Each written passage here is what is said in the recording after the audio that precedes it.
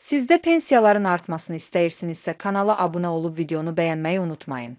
Azərbaycanda orta aylıq əmək haqqındakı artım dinamikası son dövrlərdə daha aydın şəkildə müşahidə olunur.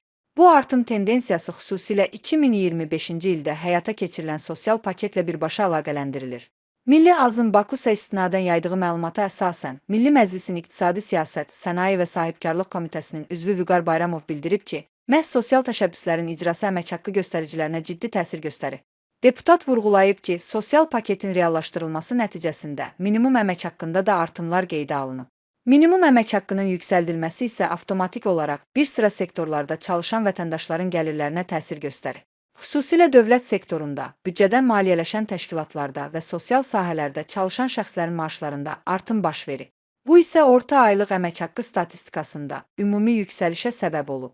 Bundan əlavə, Nazirlər Kabinetinin qərarı ilə vahid tarif cədvəlinə uyğun əmək haqqı alan işçilərin vəzifə maaşlarında da dəyişikliklər edilir. Bu qərar bir çox dövlət qurumunda çalışan əməkdaşların aylıq gəlirlərinin artmasına gətirib çıxarıb. Beləliklə, əmək bazarında həm minimum əmək haqqı artımı, həm də tarif cədvəli üzrə maaş artımı paralel şəkildə orta göstəricinin yüksəlməsini stimullaşdırıb. Pensiya məsələsinə gəldikdə isə, ilkin gözləntilərə əsasən pensiyaların 9,2% həcmində artırılması nəzərdə tutulur. Son və dəqiq faiz göstəricisinin növbəti ilin fevral ayının əvvəllərində açıqlanacağı bildirilir.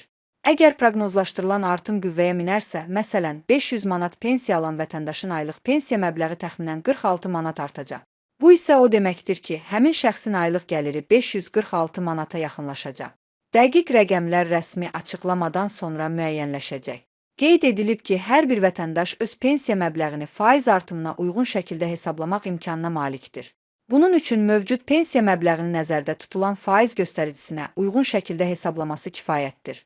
Bu yanaşma şəffaflıq baxımından da önəmlidir və vətəndaşlara gələcək gəlirlərini proqnozlaşdırmaq imkanı yaradır.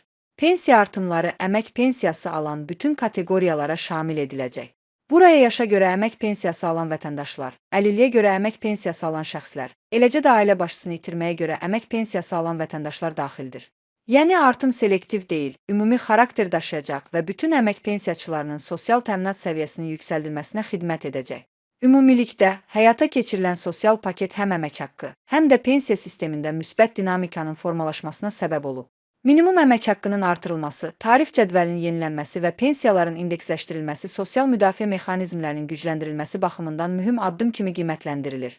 Gözləntilərə görə, bu siyasət nəticəsində əhalinin gəlirlərində artım davamlı xarakter alacaq və növbəti illərdə də sosial yönümlü qərarların icrası prioritet olaraq qalacaq.